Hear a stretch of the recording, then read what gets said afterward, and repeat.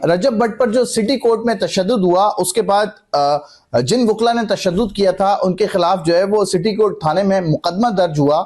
उसके बाद अब्दुल वहाब नामी जो वकील हैं हाई कोर्ट के, उन्होंने एक दरख्वास्त दायर की है रजब भट्ट, नदीम नानीवाला, मियां अली इशफाक और मेरे हवाले से कि इनके खिलाफ भी मुकदमा दर्ज किया जाए। और उस दरख्वास्त के अंदर ये तहरीर लिखी गई है कि शान चौधरी, रजब भट्ट, नदीम नानीवाला, मियां अली इशफाक और ये सारे लोग जो है वो असला दिखाते हुए अहाता अदालत में दाखिल हुए।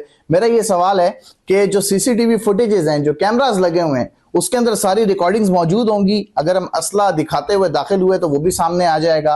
अगर हमने धमकियां दी तो ऑडियोज मौजूद हैं, वीडियोस मौजूद हैं। ऐसी वीडियोस ऑडियोज के साथ मौजूद हैं जिसमें मैं जाती तौर पर बीच बचाव करा रहा था, क्योंकि मियां अली इशफाक और बाकी वकला में जो बहस और तकरार चल रही थी, मेरे ये अल्फाज थे कि आप लोग आपस में ना लड़ें, दोनों वकला हजरात हैं, वकला बरादरी है, बाहर इमेज खराब होगी।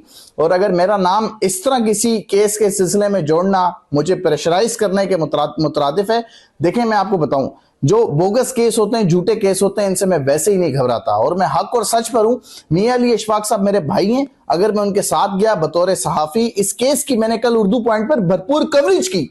शायद ये इसी चीज की सजा है कि मेरा नाम दरख्वास्त में शामिल किया गया कि रजब भट्ट, नानीवाला, मियां अली इशफाक और मेरे खिलाफ यानी शान चौधरी के खिलाफ भी मुकदमा दर्ज किया जाए। दूसरी चीज मैं आपको बताता चलूं कि मेरा काम है केस की अपडेट देना, अपनी सहाफती खिदमात अंजाम देना। कल मैंने भरपूर कवरेज दी। वो अलग बात है कि मियां अली इशफाक मेरे बड़े भाई हैं, मेरे लिए काबिल एहतराम है, मेरे मोहतरम है, मैं उनके साथ था।